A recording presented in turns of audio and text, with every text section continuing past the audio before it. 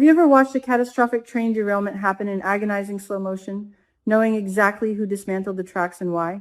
That is exactly what we just witnessed in the Richardson-Smith house. Let us set the stage for the ultimate betrayal of trust. Bradley Smitty Smith, driven by an insatiable journalistic ego and a reckless disregard for his husband's political career, went completely rogue. Defying the explicit ironclad warnings from Martin's campaign manager, Shonda, and completely betraying Martin Richardson's trust, Smitty sat down in front of the microphones of the highly popular Deadly in the DMV podcast. What was supposed to be a gripping expose on the plasma ring turned into a nuclear bomb that just obliterated his marriage. We all knew Smitty was obsessively consumed by his red market investment. He has been chasing the ghost of the impaler, digging into Dr. Leah Whitmore, and trying to uncover the twisted truth about Lynette Wise's disappearance. But hubris is a dangerous, blinding drug. Sitting in that podcast studio, basking in the glow of his own investigative brilliance, Smitty got far too comfortable. He didn't just talk about the plasma ring.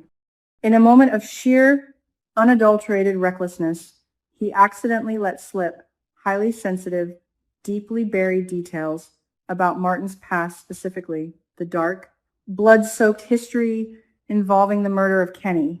Yes, that Kenny. Let's pause and analyze the sheer logic or absolute lack thereof behind Smitty's action.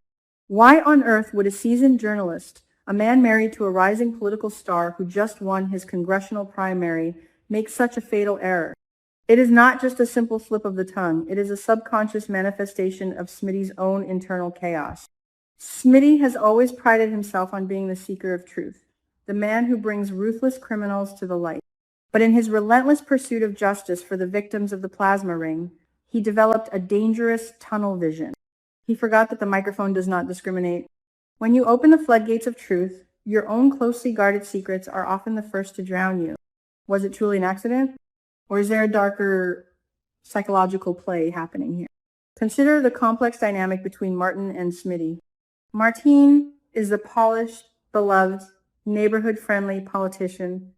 Smitty is the gritty, relentless reporter who thrives in the shadow. Perhaps on some deep, unacknowledged level, Smitty resents the pristine, sanitized image Martin has to project for the voters.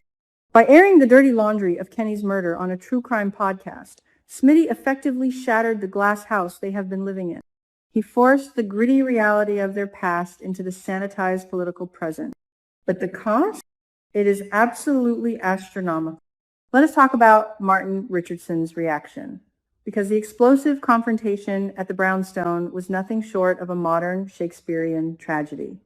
Imagine the sheer suffocating weight of betrayal Martin must have felt. He has spent months carefully curating his image, kissing babies, shaking hands, and securing massive endorsements from heavyweights like Victor Newman. He is on the verge of securing a powerful congressional seat. And who hands the political opposition the ultimate weapon? His own husband. The man who was supposed to protect his blind spots just broadcasted his darkest sin to the entire DMV area. The scene at their home was electric with devastation and heartbreak. Martin was not just angry, he was fundamentally broken. We have seen Martin angry before. Remember his explosive outburst at Anastasia Bellaclaire at the country club just weeks ago when her insensitive joke triggered his trauma over killing Kenny? That was a flash of defensive rage. But this was a deep, guttural betrayal of the soul. Martin's furious demand for Smitty to pack his bags and move out immediately was not just about political damage control. It was a desperate act of self-preservation. How can you share a bed with the man who just served your deepest trauma on a silver platter to true crime junkies? This brings us to a crucial point of psychological analysis, the trauma of Kenny's death. Martin has carried the heavy, suffocating weight of that action for years. It is a jagged scar that never fully healed, a ghost that haunts the periphery of his picture-perfect life.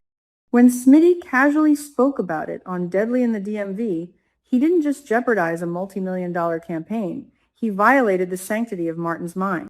He took a deeply personal, agonizing moment of survival and turned it into cheap podcast fodder. That is the ultimate betrayal. It is one thing to face a PR nightmare. It is an entirely different beast to realize your partner views your trauma as just another piece of interesting content.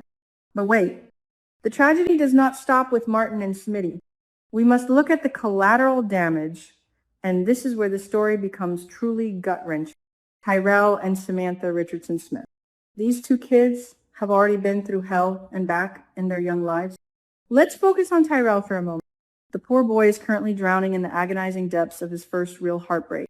Jessica Harris just dumped him, shattering his world and sending him spiraling into the dark, listening to Drake and mourning the loss of his first love. He even got a delusional tattoo to cope with the pain. He is vulnerable, raw, and desperately in need of stability.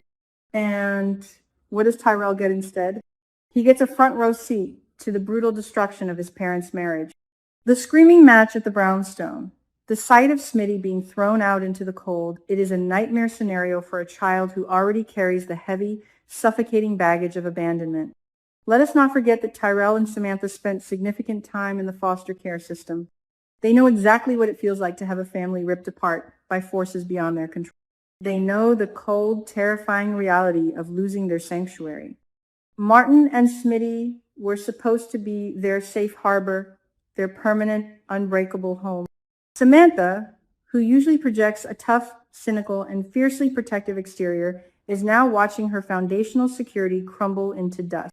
She was just mocking Tyrell for his moping, trying to force him to face reality with her signature tough love.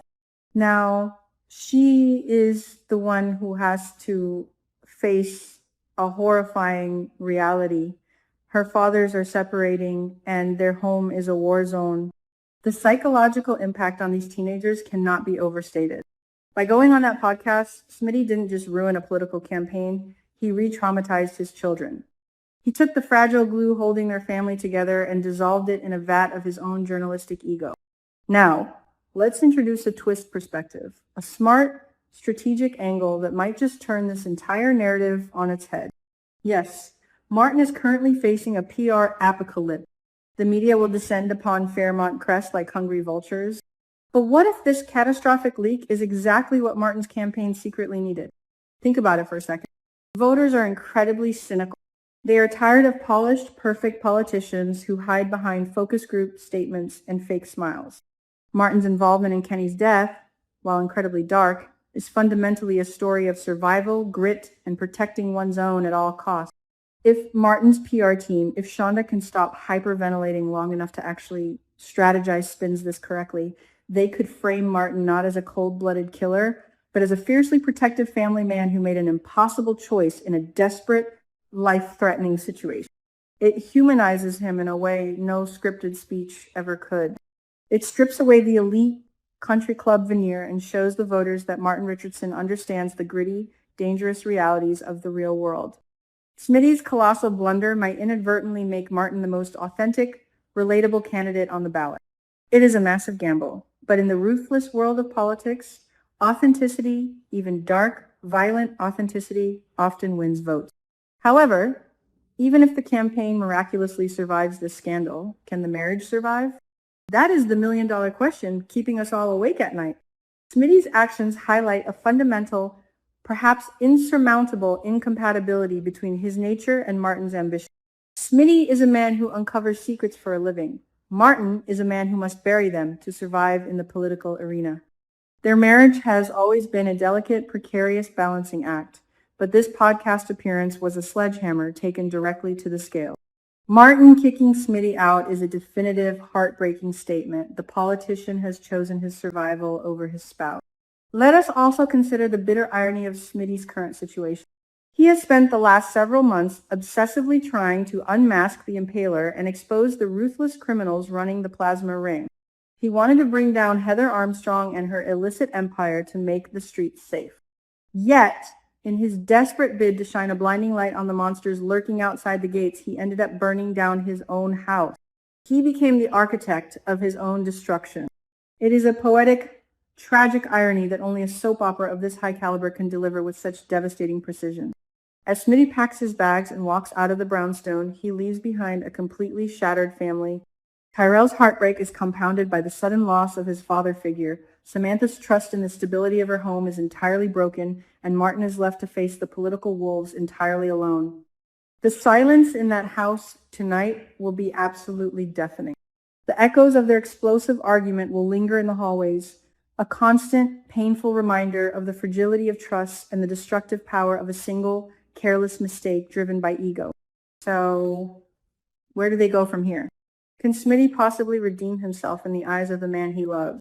Will he double down on his investigation, hoping that exposing the plasma ring will somehow miraculously make up for destroying his family? Or will he spiral into a deep pit of guilt and self-loathing? And what about Martin? Will he succumb to the immense pressure of the scandal and drop out of the race? Or will he rise from the ashes, using his dark past as a badge of honor to win the election? The stakes have never been higher, and the emotional wreckage is scattered across the pristine lawns of Fairmont Crest. In the end, this storyline is an absolute masterclass in consequence and character psychology. It reminds us that our actions, no matter how well-intentioned we believe them to be, have a massive ripple effect that can destroy the people we love most. Smitty wanted the truth to be heard, but he forgot that some truths are simply too heavy to bear. As we wait to see the ultimate fallout of this disastrous podcast appearance, one question remains burning in our minds. When the dust settles and the microphones are turned off, is there any coming back from a betrayal this deep? Or has the Richardson-Smith family been permanently and irreparably shattered? Let us know what you think in the comments below, and keep watching to see how this incredible drama unfolds.